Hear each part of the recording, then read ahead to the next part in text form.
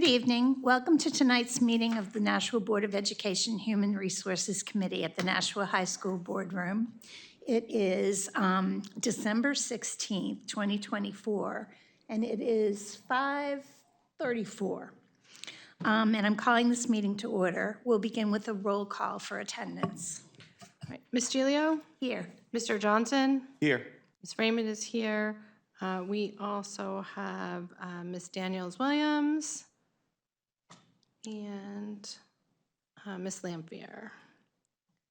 Hold on, I have to write it down. And we also have Dr. Andrade and Mr. Baus, and we have some guests in the audience, Mr. Alexander and Ms. McGinty. Okay, we have a quorum. Okay. Would we like to start with hearing from Mr. Baus? Thank you. Yep, absolutely. So just to review, I'm going to review the human resources data that I prepared for you guys. If the job openings, they are reflecting without the para information, because I'm going to go over the para information in a little bit more detail in just a little bit. The teacher openings that we currently have are at 22. If you break it down, we have 9 at the elementary level, 7 at the middle school level, 6 at the high school level. We are still looking for roughly 5 school psychologists and 2 speech language pathologists. I am happy to announce that after talking with the special ed director, he was able to find and secure 2 interns for the second semester. Hopefully that we can turn those into hires for the next school year. Skipping over paras because we'll go over that in more detail. The food service staff, they're looking still for 17. So if you are looking for some good part-time hours, I definitely recommend checking that out. We do have openings at just about every school. Plan ops, we have a total of 18. If you break it down, there are 2 custodian openings, 1 alarm tech, 1 HVAC mechanic, and 14 crossing guards. Administration currently has 3 openings. We're still looking for the assistant superintendent of elementary. It looks like we're going to be starting interviews for that after the holidays. We are still looking for a civil rights coordinator, an AP at Amherst Street, and a transportation coordinator. I apologize, that should be 4, not 3. And then lastly, the clerical union, we are down to 2. We're looking for 1 at Pennachuck. Actually, we only have 1 because I did see a PAF come through for the Technology Center secretary. I don't know if they accepted yet because we haven't processed the PAF, but we did see that come in. Yeah, so if we can go over the para openings. So last time I reported that we had 70 openings. The number was a little convoluted based off of some old openings and some other factors as well. So if you want to turn your head to the screen, I can kind of provide you a little bit of an update. So for the para openings, I have a total of 67 altogether para openings. If you break that down into special ed and non-special ed, we have 54 special ed openings in the district. Of that, there are 13, on the right-hand side, you can see there are 13 unfilled non-special ed paraeducator openings. So if you just add those 2 numbers up together, it comes up to the 67 total. Of those 54 special ed openings, we currently have 28 contracted special ed paras in those positions, which leaves us with a total of 26 unfilled special ed para positions.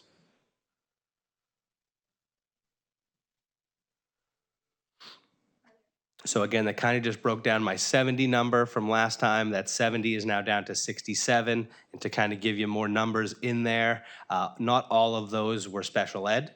Again, 13 of those were non-special ed positions, which are unfilled. Of the 54 that are currently special ed unfilled, we have 28 contractors, which leaves a total of 26 unfilled special ed vacancies. Thank you for that. Are there any questions? Can you speak to the contractors a little bit? So these are people that we've hired an agency to have a body in the role? Yep, and they're either hired as a para specifically or as an RBT. What is an RBT? Registered Behavioral Therapist.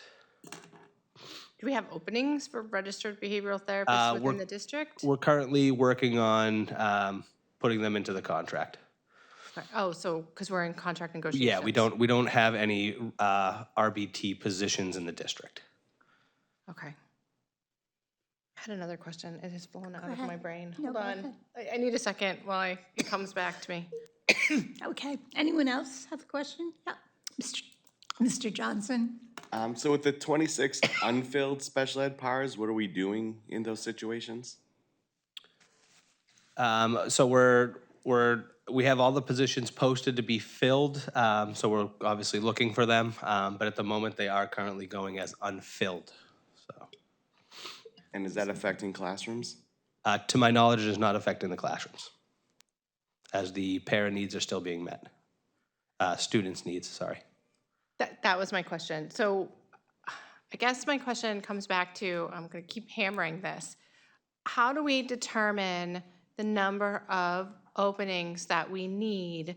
Is it based on a ratio? Is it based on students' IEPs plus some comfort in case, like, kids move in and out, because we have kids who move all the time? Like, how do you figure out the number of paraeducators that the district needs? Like, what drives that number? Yeah, so if I may, in the past, it has been a ratio,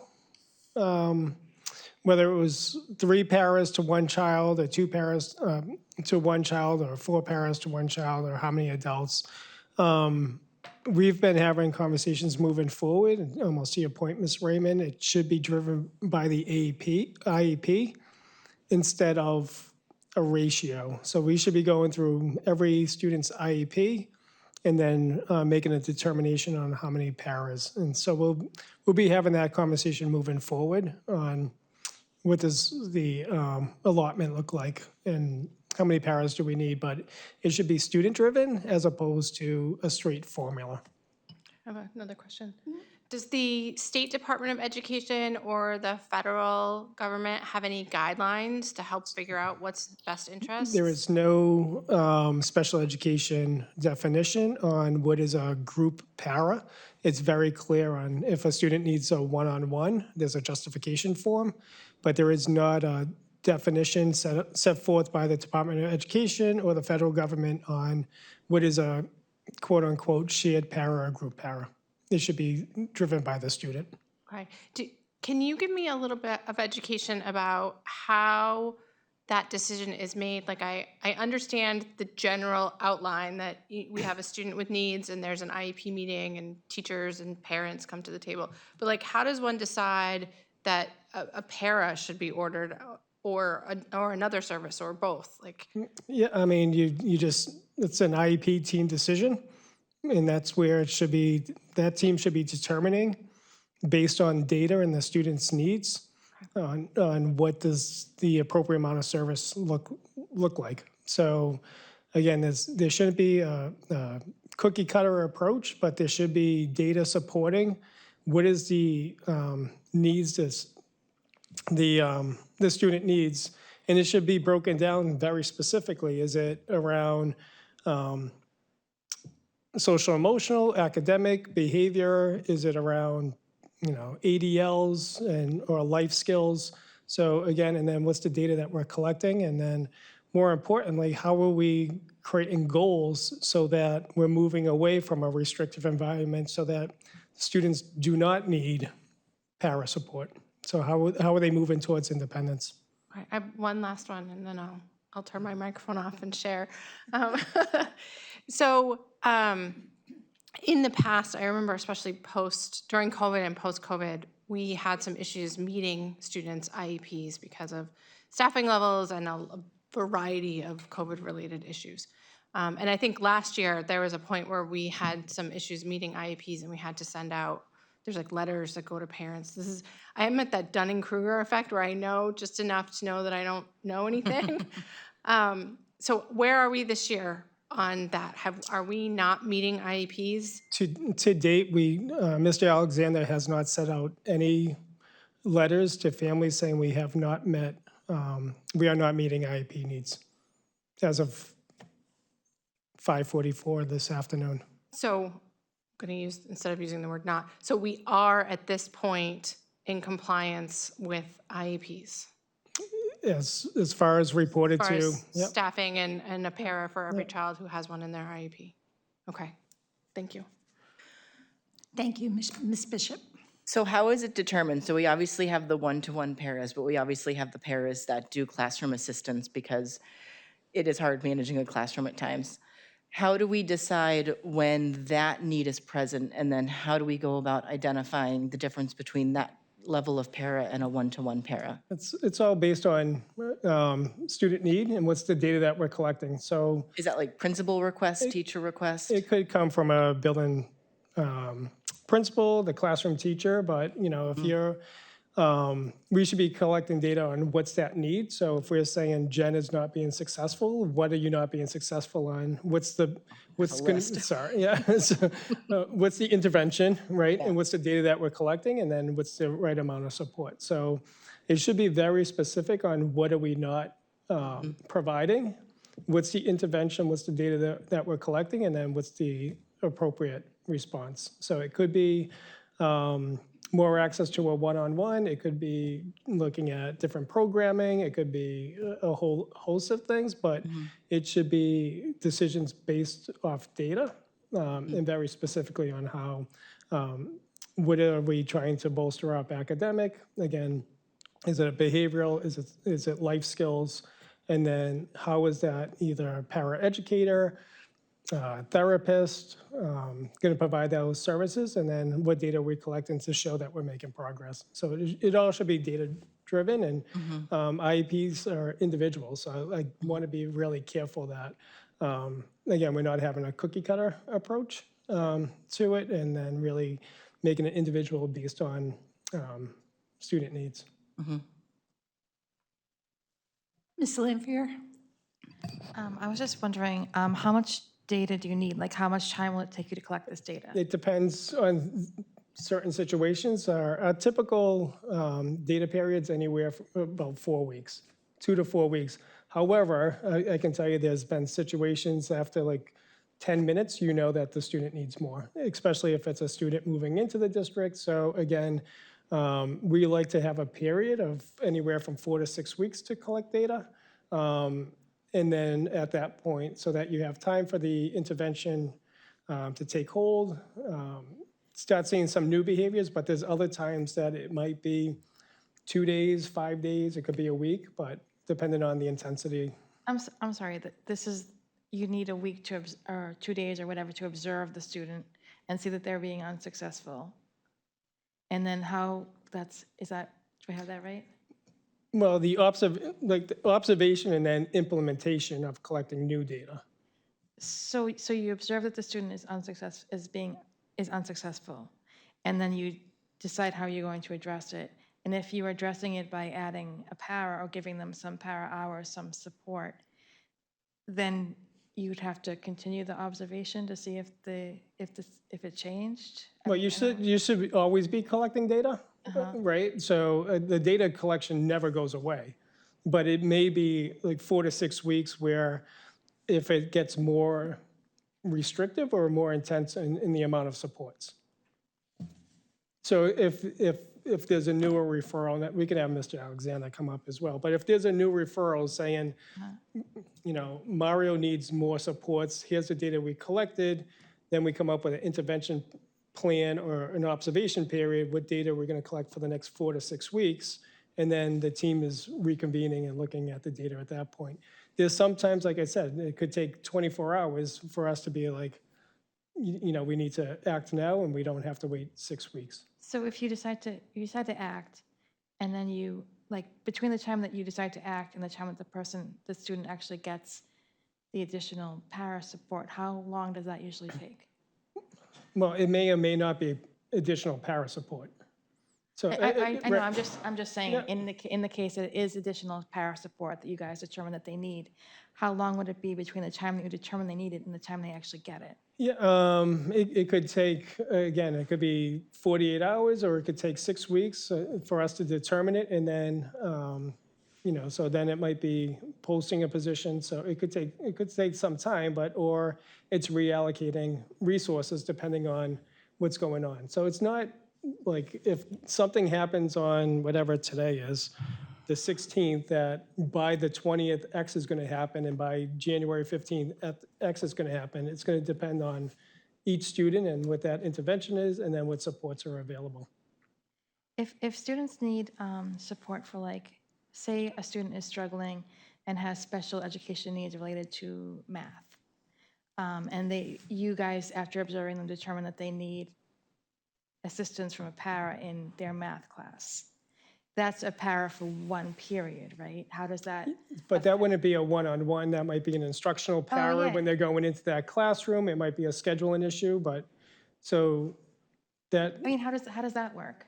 what's that? How does that work? Like, if you have a student in a class who has a special education need related to one class, and so they need extra help in the form of a para, then yeah. how is that para counted? So it may or may not be a para support, right? So if a student only has a math goal, that service might be provided by a special education teacher working on a math goal, and you may or may not need a para. That goal should be met by a special education teacher, not a para educator. And so that student may or may not need a para. So again, I think you have to look at the data, but the first point of contact for someone to meet a math goal is a special education teacher. That's the person who should be providing the supports for the math goal. So if you have, Reagan, I think I can help answer your question a little bit. So like, it's somebody that needs, extra help in one certain area.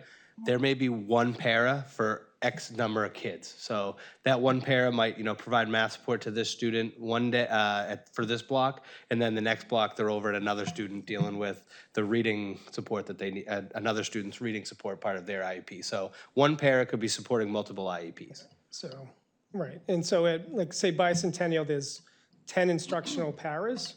So the special education teachers will work with the building principal to best schedule those 10 instructional paras to support students, whether it's in a math goal or a reading goal. But the primary person delivering the services for the math goal should be the special educator. okay, but so, like, if you guys said, I've heard that there's been a lot of absences, and so the paras always have to provide the support to the one-on-one students first. Correct. So if the paras are being pulled from these classrooms where they're providing additional support to help a one-on-one student, is that position that's not being filled because they're helping a one-on-one student, does that count towards the paras that were short?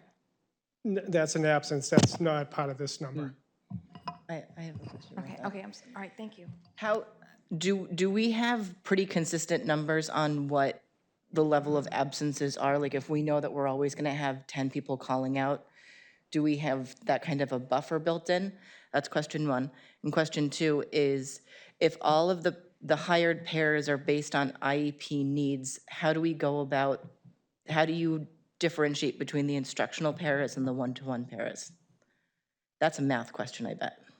No, that's a little, so I'll work backwards. So there is a one-to-one justification form. And so the IEP team needs to go through the one-to-one justification form. So that's pretty straightforward. And then there's a difference between district-wide paras and then instructional paras, and that's in our contract. So there's a job description, actually, that distinguishes between district-wide paras, and a district-wide para could be working in an intensive needs classroom who's not a one-to-one. That could be a group para. So that's just the assignment. And then the buffer, if teachers are out, we work with, or para educators are out, we try to work with ESS so that we can find substitutes, and that's not always successful. One of my fun college jobs during winter break was subbing at Elm Street in the behavioral program as a para, and So was a we very we did challenging see representatives from ESS today, and they said there's actually a slew of people coming in over the next month for people home from the holidays and that aspect of it, so. cold season. Ms. Daniels-Williams? So my question might be for Dr. Andre or Mr. Alexander. So my question is, when will the IEP be reviewing the numbers, and when will they need this data to build the number? So IEPs are reviewed on an annual basis. Have they been renewed for this school year? It depends on when their annual date is. Most IEPs are written in April, May, and June, to be honest with you. So, but an IEP team can be called at any time if a parent or a teacher requests for an IEP to reconvene. But mostly IEPs are written, quite honestly, in the spring on an annual basis. And my question was worded in that way because you said we won't have a number until we have reviewed these IEPs for the data, for the numbers. So I'm wondering, when are we going to do that so that we can have actual numbers and come away from where you were saying, okay, this is a cookie cutter approach, or this is a team approach, by the numbers. When will we know that? Yeah, Like, that's the question. We're currently going through the process. That's where we started. So you're saying we're currently going through the process to find out how many paras we actually need in the district? That is correct. Thank you. And those are those numbers there. That's the start of it, yep. And then we'll be reviewing IEP service minutes over the next couple months, yep. Ms. Raymond? Yeah, so based on the current IEP needs that, because we have those, right, from where everybody had their meetings last year, and then we have the kindergartners and the first graders and the people who moved in that we're working on now. How long do you think it will take to review all of those to get the current data of what the IEPs for the district are saying that we absolutely need? Like, do you March. think Like, there's 20% of our population. Right, I know, it's So like that's 2,000 kids 2,000, or 2,500 yeah, kids, yeah. That's a lot of files to go through. I think our goal is to have the correct amount of staffing for the next school year. Okay. I mean, I would love to see that in the budget. Well, that's where, I mean, Right, with a buffer, right? Because I think that there's a balance, because you never know. we'll make a projection and then kind of go from there. Same thing, quite honestly, when we come up with a ratio, it's a projection. Right. So students come and go and different needs, and, special education should be very flexible based on student needs. And, there's IEPs, that come up that require more services and we have to hire a paraeducator. And there's other times students may transfer and go to a different district that had a one-on-one that we might not need that paraeducator. So it's special education should be fluid based on individual needs. So my question, my last question is about back to the ratio and about how people across the state, like if the state is not saying, here's best practices or here's a guideline to follow, how are all of the other 100 and however many districts doing it? And, is there any kind of standard or theme or I know we're only smaller than Manchester, so we don't have a huge pool of equivalent districts. Yeah, Mr. Alexander can talk about some of his networks and how they look at some of the staffing. But Yeah, so our actual one-to-one packet that we have for para support was developed as part of the South Central Special Ed Directors, which is all of us down in this area, right? We spent 2 years ago, summit time, came together, looked at different pieces, and then we brought it back to our districts and we added things like we added a schedule so that we can look at the individual times that a student might need one-on-one support versus group support. We all consider one-on-one paras the most restrictive that it is because you're restricting that child all day because someone's with them all day. So Right. All the districts look at the same thing. The general consensus is around the 3-to-1 ratio for what I heard from other districts. And a lot are doing what, Dr. Andre is having us do this year, is really building up from that zero, looking at, let's pull all the kids together, let's make sure we're looking at each school individually and building up that need and saying why we need that and building those schedules as well as the needs as we go through versus utilizing more of a ratio approach where we are so large. Working in a smaller district, we did do that. And it was an individual meeting. Each building met with the special ed director and justified when and how they needed the para support for each child throughout the day, so. All right, thank you. Are there any other questions? Is there anything that either of you would like to add? I just want to go back to, when Mr. Bowes presented about the RBTs. I just want to also share that, we talked about RBTs, I think, last year a little bit, and these are much more skilled, trained professionals that are coming to us. So when we're accessing those through an agency, we're getting a higher trained person coming into the building than if we, hired or had a personal care attendant from another agency come in. They're more skilled and trained to work with behaviors and challenging behaviors. Sorry, one more thing. I think it would be great if we could hire them and give them benefits and have that. It's just better when we have people that are our employees than contractors, just in general. But the other thing I just wanted to mention before I forget is that this the pie chart was not in our packet. So I'm wondering if it can be added to the minutes for tonight so that we can, I wrote it down, but I'm not going to remember Yep. all the details. Thank you. Anything else? Any other questions or anything that you want to add? No, well, thank you, Mr. Alexander, and thank you, Mr. Bowes. And then I think we need to move on with our agenda. We're looking at administrative, sorry. We're looking at tonight's personnel recommendations. There are 5 numbered. I'm sure we've all had a chance to look at them. Does anyone have a question, or does someone want to make a motion to approve them? I'll move to approve them. Second. I'd just like to say that I'm very excited to see that we're adding people and that we found a couple of long-term subs. Okay. All in favor? Aye. Aye. Motion carries 3-0. Okay. We also have an administration recommendation tonight to elect Deborah McGinty to the position of Elementary Special Education Coordinator at an annual salary of $93,224. I'm looking for a motion. Can we meet her? Yes. That's why I stayed up here. It's my pleasure to introduce Deb McGinty, bring forward as a candidate for elementary coordinator. Deb comes to us with a great background, as you see her resume, and I'll let her bring her resume to life for you. All right, so I just talk like this, okay. So do you want me to just tell you a little about A bit myself? about your background and why you applied for this position, and what do you bring to Nashua? So I've been a special ed teacher for, I've been in special ed for, over 20 years. I started off working, I lived out in Colorado and I worked at a treatment. Oh, am I not? Yeah. I'm so bad at this. Thank you. Yeah.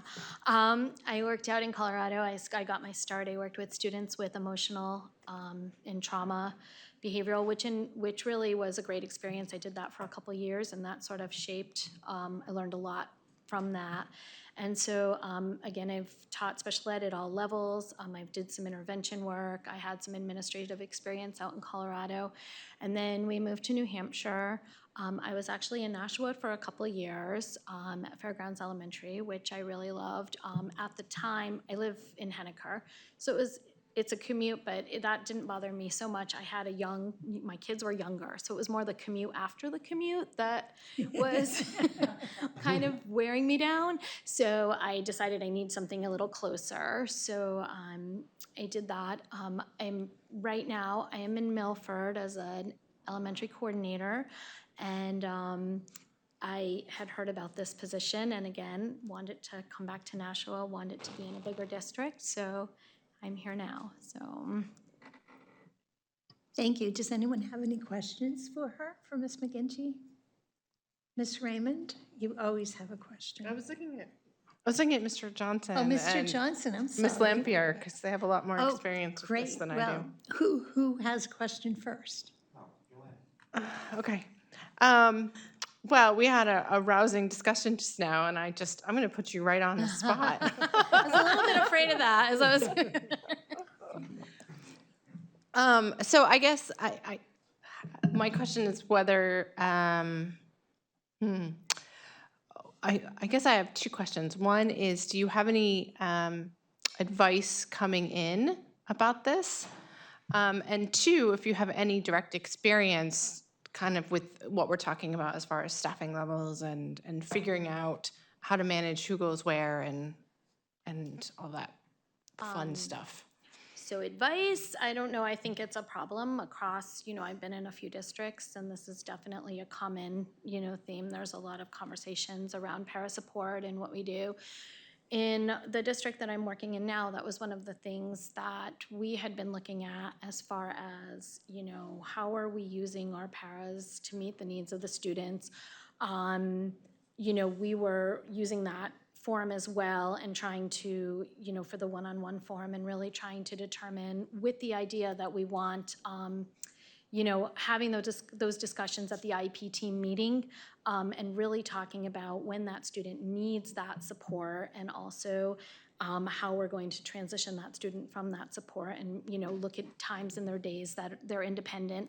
One of the things that we kind of, or that it's been my experience, is someone kind of starts off with some IEP hours and then it kind of always stays in. So I guess one of the things that I've been working on as a coordinator is just really having those conversations, looking at that data and having those conversations about when that child really needs support. And for some children, it's all day long, and for some children, it's certain times of their day, and some may not need it anymore. So that's kind of my experience around it. But it's definitely, I definitely don't have a magic answer. It's definitely been a struggle, so challenge.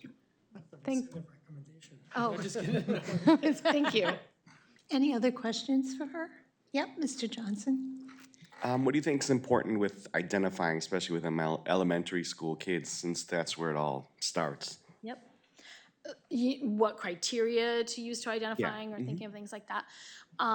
Well, obviously there's many different identifications, but in thinking about the most common ones, being an SLD or developmental delay or that, it's really looking at, what interventions do we already have in place for the student? Are they responding to those interventions? What sort of data do we have that shows that they're responding? Have we tried different interventions?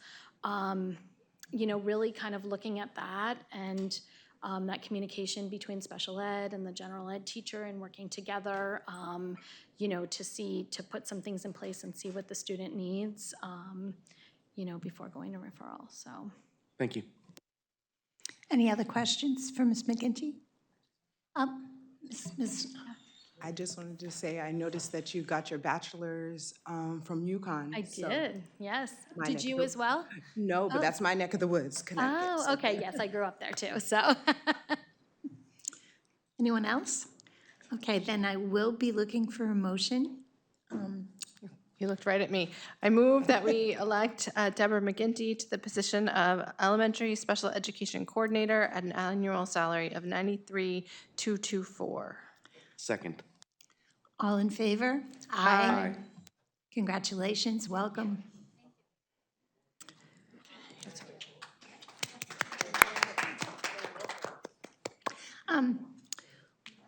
We do not appear to have any other items on tonight's agenda, so I'm looking for a motion to adjourn.